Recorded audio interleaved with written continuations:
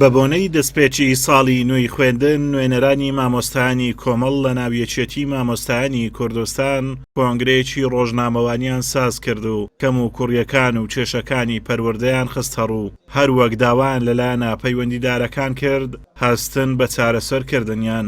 بۆیە ئەم خاڵانە گرینگە ئێمە کە باسی ئەەکەین بۆ پاڵپشتیە بۆ بەرەو پێشبردننی پرۆسەی پەروەردە و خوێندن. خاڵی یەکەم دەستپێکردنەوەی پلە بەرزکردنەوە تەرفیع بۆ مامۆستایان کە بە نایاسایی ماوەی چەندین ساڵە وەستاوە. خاڵی دووەم پێدانی موچە لە کاتی خۆیدا کە 30 ڕۆژ جارێکە و حکوومەت پابەندی بەڵێنەکانی بێ.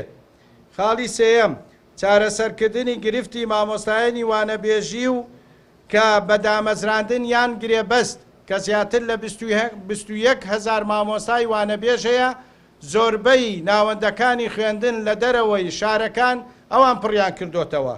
خاڵی چوارەم گێرانەوەی موچەی پاشەکەوتکراو لە ڕێی دانانی هەژماری بانقی. خاڵی پێنجەم هاوتاکردنی موچەی خانەنیشان لەگەڵ حکوومەتی ناوەند. خاڵی شەشەم گواستنەوەی موچەی مامۆستایانی خوێندنی کوردی بۆ سەر ناوەند کە چەندین ساڵە داوایان کردووە.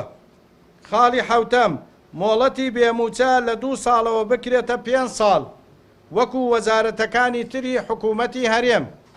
خاڵی هەشتەم گرنگیدان بەوانەی پەروەردەی ئیسلامی لە ناوەندەکانی خوێندن، ئەویش بە دامەزراندنی مامۆستای پسپۆر و سەرپەرشتیاری تایبەت بە پەروەردەی ئیسلامی. هەڵسەنگاندنەکان دەری دەخەن پرۆسەی پەروەردە لە هەرێمی کوردستان لە دۆخێکی خراپدایە و پاشەکشەی کردووە. هۆکارەکەشی دەگەڕێتەوە بۆ حکوومەت کە خوێندنی حکومی پشتگوێ خستووە و زیاتر گرنگی بە کەرتی تایبەت دەدرێت. دۆخی خوێندن لە هەرێمی کوردستاندا بەداخەوە ستاندارەکان پێمان دەڵێن، هەڵسەنگاندنەکانی ساڵانە پێمان دەڵێن کە پرۆسەی پەروەردە ئاسی زانستی لە ناوەندەکانی خوێندن لە ئاسێکی نزمدایە، لە پاشەکشەدایە بەداخەوە کە ئەمەش بەهۆی ئەوەی کە کۆمەڵێک قەیرانی کەڵەکە بوو لە ساڵانی ڕابردوو لە ئێستاشدا حکومەت نەیتوانی و چارەسەری بۆ بکاتن.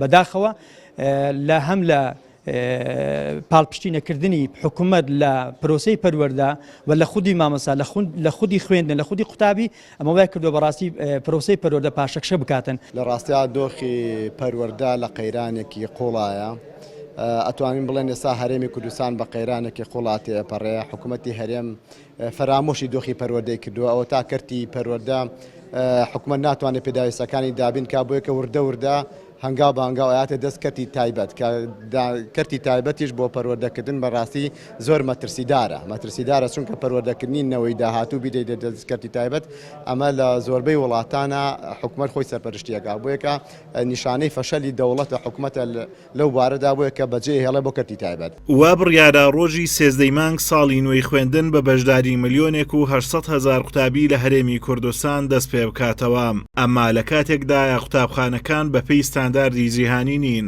بۆ نەمانی دوودەوامیش پێویستە 2,000 قوتابخانە و 30,000 پۆل دروست بکرێن بۆ ئەوەی لە هەر پۆلێکدا 25 قوتابی دەوام بکەن، لە کاتێکدا ئێستا پۆل هەیە 50 قوتابی تێدا دەوام دەکەن.